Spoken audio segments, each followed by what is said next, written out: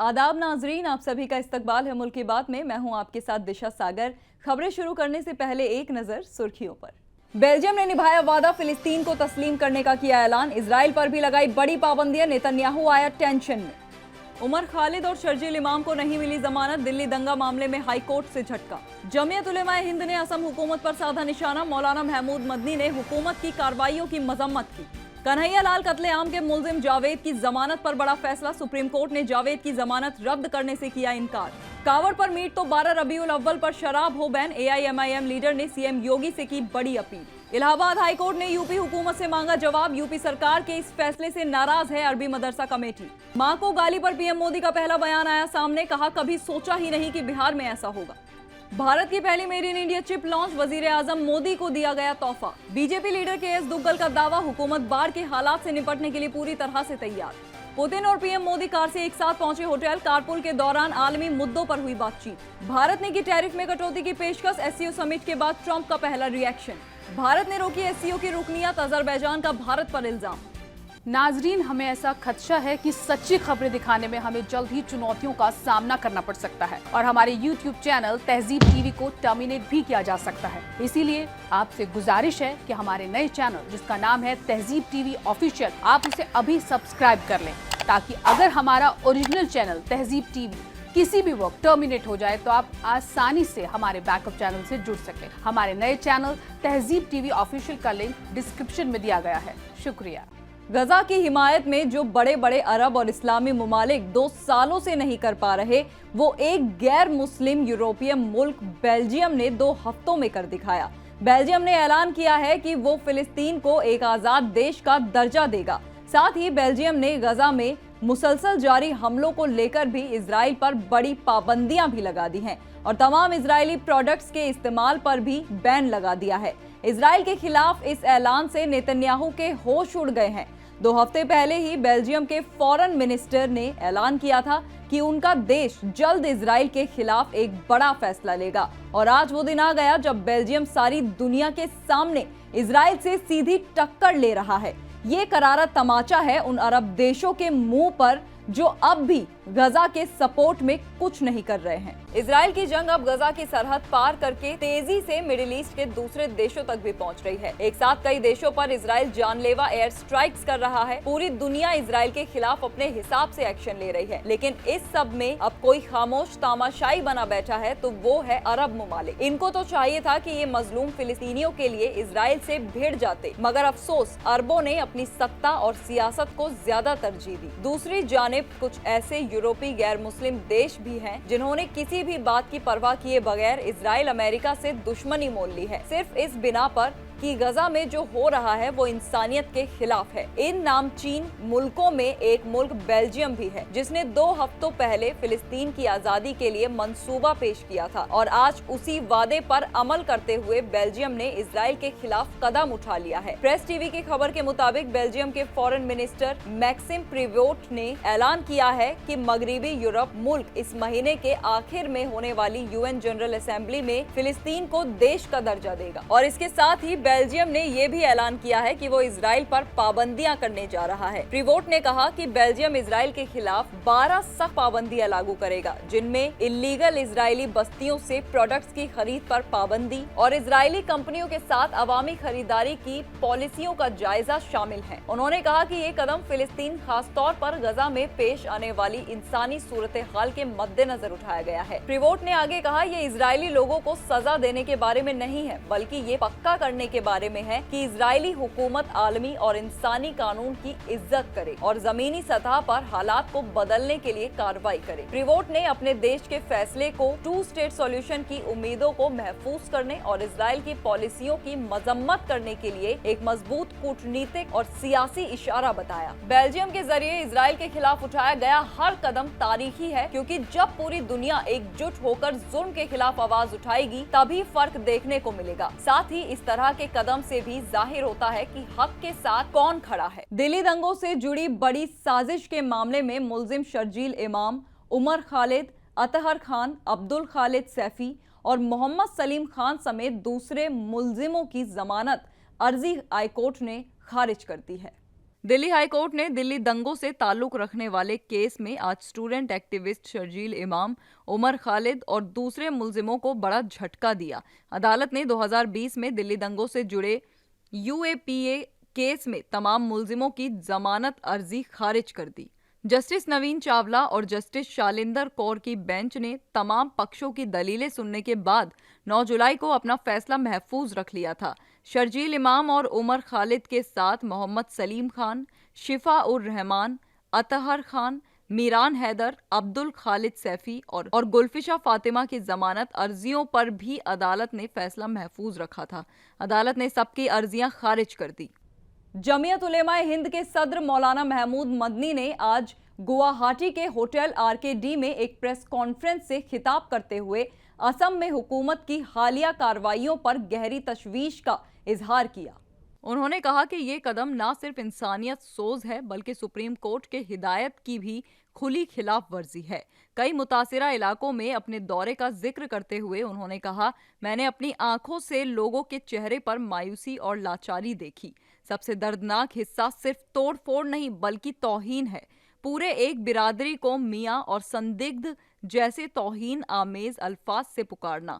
मौलाना मदनी ने वाजे किया, अगर कोई गैर मुल्की यहाँ पाया जाता है तो उसे वापस भेज दिया जाए। हमें गैर कानूनी मुहाजिरीन से कोई हमदर्दी नहीं है, लेकिन जिन हिंदुस्तानी शहरियों को वहां से बेदखल कर दिया गया है उनका पुनर्वास जरूरी है। जहां बेदखली लाजिमी हो वहां सुप्रीम कोर्ट के गाइडलाइंस का पासदाराना तौर पर और इंसानी जज्बे के साथ अमल होना चाहिए। कन्हैया लाल कत्ल केस के मुल्जिम मोहम्मद जावेद की जमानत रद्द करने से सुप्रीम कोर्ट ने इनकार कर दिया है। कन्हैया लाल के बेटे यश तेली और एनआईए के जावेद की जमानत को चैलेंज किया था। उनका कहना था कि हाई कोर्ट ने मुल्जिम के खिलाफ मौजूद अहम सबूतों को नजरअंदाज किया है। इल्जाम है कि कई और लोगों ने रियाज और गैस की कन्हैया लाल के कत्ल में मदद की थी। उन्हीं में से एक जावेद भी हैं। जावेद पर इल्जाम है कि उसने कातिलों की मदद के लिए कन्हैया लाल की जासूसी की और उनकी दुकान पर मौजूदगी की जानकारी कातिलों को दी। 5 सितंबर 2024 को राजस्थान हाई कोर्ट ने ये कहते हुए जावेद को जमानत दे दी थी कि केस में उसकी भूमिका के लिए पर्याप्त सबूत नहीं है। अब सुप्रीम कोर्ट के जस्टिस एम सुंदरेश और जस्टिस सतीश चंद्र शर्मा ने हाई कोर्ट के हुक्म में तब्दीली से इनकार कर दिया है। जजों ने कहा कि कत्ल के वक्त मुल्जिम की उम्र कम थी, वो 19 साल का था। सेशंस कोर्ट में चल रहे मुकदमे में कुल 166 गवाह हैं, जिनमें से अब तक सिर्फ 8 की गवाही हुई है। ऐसे में मुकदमा मुकम्मल होने में वक्त लगेगा, इसीलिए मुल्जिम की जमानत रद्द करना मुनासिब नहीं होगा। रबी उल अव्वल के मौके पर एआईएमआईएम लीडर ने उत्तर प्रदेश के सीएम योगी आदित्यनाथ से बड़ी अपील की है। उनका कहना है कि जैसे सावन में मीट पर पाबंदी लगाई जाती है, ठीक वैसे ही इस खास मौके पर शराब पर भी पाबंदी लगाई जाए। एआईएमआईएम ने उत्तर प्रदेश के सीएम योगी आदित्यनाथ से मांग की है कि इस 12 रबी उल अव्वल के मौके पर पूरे सूबे में शराब की दुकानों को बंद रखा जाए। पार्टी का कहना है कि जिस तरह सावन के महीने में कांवड़ियों की आस्था का एहतराम करते हुए मीट की दुकानें बंद कराई जाती हैं, उसी तरह अल्लाह के रसूल के यौम मिलाद पर भी मुसलमानों के मजहबी जज्बात का ख्याल रखते हुए ये किया जाना चाहिए। एआईएमआईएम का कहना है कि मजहबी मौके पर हर कौम की अकीदत का एहतराम होना चाहिए। अरबी मदरसा कमेटी उत्तर प्रदेश हुकूमत के एक फैसले के खिलाफ हाई कोर्ट पहुंच गई है। इस हुक्मनामे के तहत इक्तिसादी जुर्मात शाखा को रियासत के 558 मदरसों का जायजा लेने का हुक्म दिया गया था। उत्तर प्रदेश में मदरसों की कानूनी हैसियत की तफ्तीश और बुलडोजर कार्रवाई से तंग आकर अरबी मदरसा कमेटी ने हाई कोर्ट का रुख किया है। अरबी मदरसा कमेटी की दरख्वास्त पर हाई कोर्ट ने हुकूमत में 4 महीने के अंदर जवाब पेश करने को कहा है। इस मामले की अगली समाअत 6 अक्टूबर को होगी। असल में उत्तर प्रदेश हुकूमत ने कौमी इंसानी हुकूक कमीशन की हिदायत पर रियासत के 558 सरकारी मदरसों का जायजा लेने का हुक्म दिया था। ये तफ्तीश इकोनॉमिक ऑफेंसेस विंग के जिम्मे लगाई गई थी। यूपी हुकूमत के इसी हुक्मनामे के खिलाफ अरबी मदरसा कमेटी ने इलाहाबाद हाई कोर्ट की लखनऊ बेंच में दरख्वास्त दाखिल की थी। उत्तर प्रदेश के लखीमपुर खीरी जिले में सरकारी स्कूल पर तिरंगे की जगह इस्लामी परचम फहराने का वाकया सामने आया है। पुलिस ने गांव के ही रहनुमा सद्दाम को गिरफ्तार कर लिया है, जबकि 3 नामजद और 4 नामालूम अफराद पर एफआईआर दर्ज की गई है। उत्तर प्रदेश के लखीमपुर खीरी जिले में एक सरकारी स्कूल में तिरंगे की जगह इस्लामी परचम फहराने का वाकया पेश आया। ये वाकया फूल बेहड़ कोतवाली इलाके के लखवा गांव के उच्च प्राइमरी स्कूल का है। रिपोर्ट्स के मुताबिक कुछ लोगों ने स्कूल की इमारत से कौमी परचम तिरंगा उतार दिया और उसकी जगह इस्लामी परचम लगा दिया। इस वाकये के बाद मकामी लोगों में सख्त गुस्सा फैल गया और फौरन पुलिस को इत्तला दी गई। सीतापुर के महमूदाबाद तहसील इलाके में इंतजामिया ने बड़ी कार्रवाई करते हुए मजार और दुकानों को बुलडोजर से गिरा दिया। ये तामीरात सरकारी जमीन पर गैरकानूनी तौर पर बनाई गई थी। उत्तर प्रदेश में मुत्तहिदा तौर पर गैरकानूनी मदरसों, मस्जिदों और मज़ारों पर कई सालों से बुलडोजर की कार्रवाई जारी है। इसी दौरान सीतापुर जिले के महमूदाबाद तहसील इलाके के मियां सराय चौराहे पर बने गैरकानूनी ढांचे पर बुलडोजर चलाया गया है। इस कार्रवाई में न सिर्फ दुकानें बल्कि वहां बनी एक मजार भी ढहा दी गई। डीएम अभिषेक आनंद के हिदायत पर यह कार्रवाई अंजाम दी गई। इंतजामिया का कहना है कि ये सारी जमीन सरकारी रिकॉर्ड में बंजर भूमि के तौर पर दर्ज है। वजीर आजम नरेंद्र मोदी ने आज बिहार के दरभंगा में कांग्रेस आरजेडी की वोटर हुकूक रैली के दौरान उनकी मां को गाली देने के मामले में सख्त रद्द-ए-अमल दिया। पीएम मोदी ने कहा कि उन्होंने कभी तसव्वुर भी नहीं किया था कि दौलतमंद तहजीब वाले बिहार में ऐसी सूरत हाल पैदा होगी जहां मां के एहतराम को ठेस पहुंचाई जाएगी। पीएम मोदी ने कहा, मां ही तो हमारी दुनिया होती है, मां ही हमारी तरबियत होती है। कुछ दिन पहले बिहार में जो हुआ उसका ना तो मैंने तसव्वुर किया था, ना किसी बिहार के भाई बहन ने तसव्वुर किया होगा और ना ही हिंदुस्तान के किसी शहरी ने ऐसा सोचा होगा। उन्होंने आगे कहा कि बिहार में आरजेडी कांग्रेस के मंच से उनकी मां को गालियां दी गई, जो सिर्फ उनकी मां की बेइज्जती नहीं बल्कि पूरे मुल्क की माओ, बहनों और बेटियों की बेइज्जती है। भारत ने सेमीकंडक्टर शोबे में तारीखी कदम उठाते हुए अपना पहला पूरी तरह से मुल्की 32 बाइट माइक्रो प्रोसेसर विक्रम पेश किया है। सेमिकॉन इंडिया 2025 कॉन्फ्रेंस में वजीर इत्तलात और टेक्नोलॉजी अश्विनी वैष्णव ने इस प्रोसेसर को वजीर आजम नरेंद्र मोदी को पेश किया। इस मौके पर 4 मंजूर शुदा प्रोजेक्ट्स के टेस्ट चिप्स भी नुमाइश के लिए रखे गए।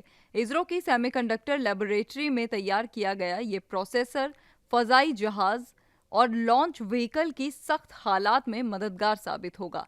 वजीर इत्तलात अश्विनी वैष्णव के मुताबिक ये कामयाबी भारत की उस मंजिल की बड़ी फतह है जहां मुल्क अब धीरे धीरे विदेशी चिप्स पर इन्हिसार कम कर रहा है। दिल्ली में लगातार हो रही बारिश और पहाड़ों की बारिश की वजह से बाढ़ जैसे हालात पैदा हो गए हैं। बीजेपी ने इस सिलसिले में तैयारियां मुकम्मल कर ली हैं। हुकूमत ने तमाम विभागों को एक्टिव मोड पर रखा है। BJP leader KS. दुग्गल ने दावा किया कि हुकूमत बाढ़ के हालात से निपटने के लिए पूरी तरह से तैयार है। देखिए, दिल्ली सरकार पूरी तरह सजग है और दिल्ली की पूरी तैयारी है। कुदरत का प्रकोप इतना इस बार भारी पड़ा है हिंदुस्तान के अंदर, इतनी बारिश पिछले कई सालों में नहीं हुई, पर हमारी सरकार सजग है। जो जहाँ जहाँ बाढ़ आ सकती है, जमुना के जो पास के इलाके हैं उनको खाली कराया गया है, वहाँ पर गोताखोर लगाए गए हैं। पूरी तैयारी है, कोई घबराने की बात नहीं है, भगवान सब ठीक करेगा। अमेरिकी सदर डोनाल्ड ट्रंप ने भारत अमेरिका ट्रेड डील को एक तरफा अलमिया करार दिया। उन्होंने दावा किया कि भारत ने अब अपने टैरिफ को पूरी तरह से कम करने की पेशकश की है, लेकिन अब देर हो रही है। अमेरिकी सदर डोनाल्ड ट्रंप की तरफ से भारत पर 50% टैरिफ लगाने के बाद दोनों मुल्कों के रिश्तों में दूरियां बढ़ गई हैं। इस बीच ट्रंप ने ट्रुथ सोशल पर पोस्ट कर भारत अमेरिका ट्रेड डील को एक तरफा अलमिया करार दिया। ट्रंप ने कहा कि अमेरिकी कंपनियां भारत में अपना सामान बेचने में नाकाम रही हैं। उन्होंने कहा कि भारत रूस से भारी तादाद में तेल और फौजी सामान खरीदता है, जबकि अमेरिका से बहुत कम। अमेरिकी सदर ट्रंप ने भारत अमेरिका ट्रेड डील को एक तरफा बताया। उन्होंने कहा, कुछ लोग ये समझते हैं कि हम भारत के साथ बहुत कम तिजारत करते हैं, लेकिन वो हमारे साथ बहुत ज्यादा तिजारत करते हैं। इसकी वजह यह है कि भारत ने अब तक हमसे इतने ज्यादा टैरिफ वसूले हैं, हमारी कंपनियां भारत में सामान नहीं बेच पा रही हैं। चीन के तियानजिन में 25वें एससीओ सरबराही इजलास के दौरान पीएम मोदी और सदर पुतिन ने रूस की औरस सेडान में साथ सफर किया और एनर्जी, डिफेंस और आलमी मुद्दों पर 45 मिनट चर्चा की। चीन के तियानजिन में मुनक्किद 25वें शंघाई ताउन तंजीम एससीओ के सरबराही इजलास में पीएम नरेंद्र मोदी और रूस के सदर व्लादिमीर पुतिन का एक अलग ही अंदाज देखने को मिला है। दोनों लीडर रूस में बनी औरम सेडान कार में साथ बैठकर रिट्स कार्ल्टन होटल तक पहुंचे। पुतिन पीएम मोदी का इंतजार लगभग 10 मिनट तक करते रहे। दोनों लीडरान ने रास्ते में और फिर होटल पहुंचकर लगभग 45 मिनट तक चर्चा जारी रखी। इस दौरान एनर्जी, डिफेंस और आलमी तिजारत जैसे अहम मुद्दों पर बातचीत हुई। अजरबैजान ने इल्जाम लगाया है कि भारत ने उसके मुकम्मल रुकनियत की दरख्वास्त को रोक दिया है। अजरबैजान का दावा है कि भारत का रुख पाकिस्तान से उसकी नजदीकी की वजह से है। शंघाई ताउन तंजीम एससीओ के प्लेटफॉर्म पर सिफारती खींचतान तेज हो गई है। अजरबैजान ने इल्जाम लगाया है कि भारत ने उसकी मुकम्मल रुकनियत की दरख्वास्त को रोक दिया है। ये इल्जाम ऐसे समय में सामने आया है जब अजरबैजान पाकिस्तान का सबसे करीबी इत्तेहादी माना जाता है और कई बार भारत मुखालिफ मुद्दों पर उसके साथ खड़ा दिखाई दिया है। चीन के तियानजिन में हुई एससीओ बैठक के 20 पेज के एलामिये में रूस यूक्रेन जंग का जिक्र नहीं किया गया। यूक्रेन ने शदीद रद्द अमल का इजहार करते हुए मनफी अलामत बताया। यूक्रेन के वजारत खारजा ने तियानजिन में हुई शंघाई ताउन तंजीम एससीओ की बैठक के 29 को ध्यान में रखते हुए कहा कि इस कॉन्फ्रेंस के अहम दस्तावेज 20 पेज के तियानजिन एलामिये में रूस के यूक्रेन पर जंग का जिक्र ना होना बहुत ही हैरानकुन और मनफी अलामत है। यूक्रेन ने कहा कि ये यूरोप में हुई सबसे बड़ी तबाही है, जिसे दूसरी जंगे अजीम के बाद सबसे बड़ी तबाही माना जाता है और इतने अहम दस्तावेज में इसका जिक्र ना होना काफी हैरान करने वाला है। नाजरीन, मुल्क की बात में आज के लिए बस इतना ही। मुझे दीजिए इजाजत। आदाब।